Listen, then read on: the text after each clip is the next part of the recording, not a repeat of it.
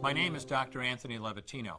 I'm a practicing obstetrician-gynecologist and I've performed over 1,200 abortions. Today I'm going to describe a first trimester surgical abortion called suction D&C, dilatation and curettage.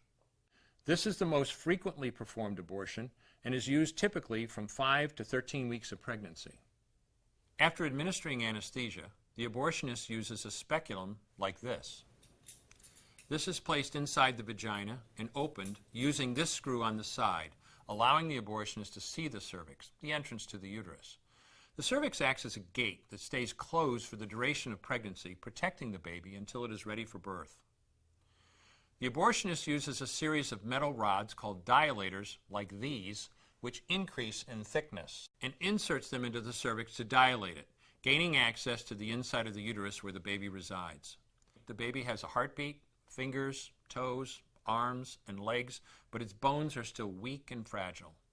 The abortionist takes a suction catheter like this one. This is a 14 French suction catheter. It's clear plastic, about 9 inches long, and it has a hole through the center. It is inserted through the cervix into the uterus.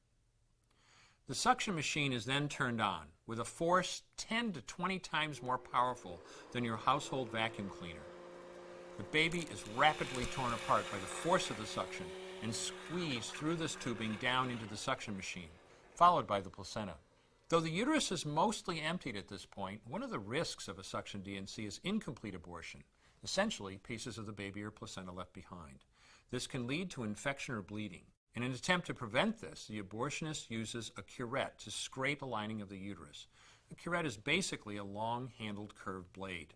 Once the uterus is empty, the speculum is removed and the abortion is complete. The risks of suction D&C include perforation or laceration of the uterus or cervix, potentially damaging intestine, bladder, and nearby blood vessels, hemorrhage, infection, and in rare instances, even death. Future pregnancies are also at a greater risk for loss or premature delivery due to abortion-related trauma and injury to the cervix.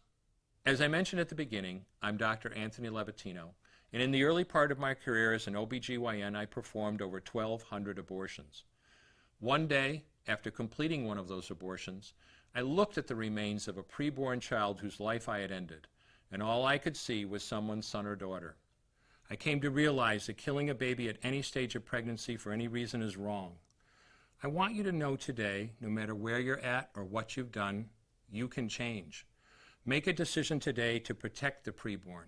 Thank you for your time. I will no longer do any more abortions. When you finally figure out that killing a baby that big for money is wrong, that it doesn't take you too long to figure out it doesn't matter if the baby is this big or this big or this big or maybe even this big, it's all the same. And I haven't done any since then and I never will.